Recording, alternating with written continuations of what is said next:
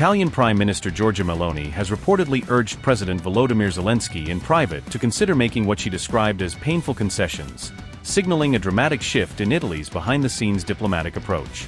According to Italian daily Corriere della Sera, Meloni believes such concessions are now essential if Kyiv wants a fair, realistic and lasting peace plan that can finally bring stability to the region. The newspaper claims that despite public statements praising a constructive and trusting meeting, both Italy and Ukraine merely maintained a diplomatic facade to hide deeper disagreements.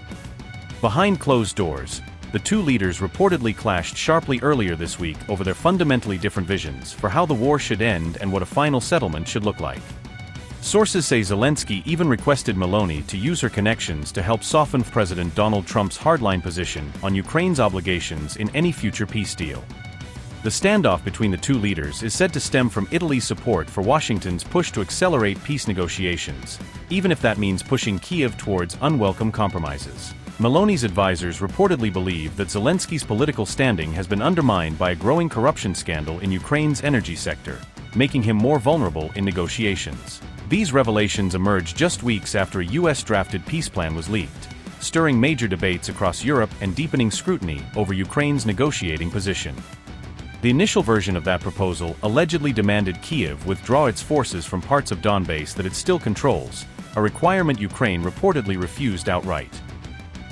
Adding to the tension, President Trump publicly rebuked Zelensky for not aligning quickly enough with the revised peace proposals he expects Ukraine to consider seriously.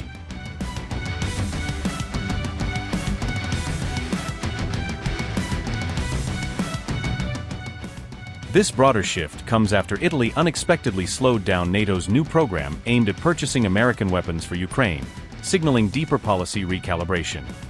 In yet another setback for Kyiv, Rome has begun altering its stance on financing Ukraine's war effort, reflecting growing fatigue and financial pressure within Italy's ruling coalition. According to Bloomberg, Italy's Foreign Minister Antonio Tajani stated on December 3 that joining NATO's new Pearl procurement program would be premature given the current diplomatic climate.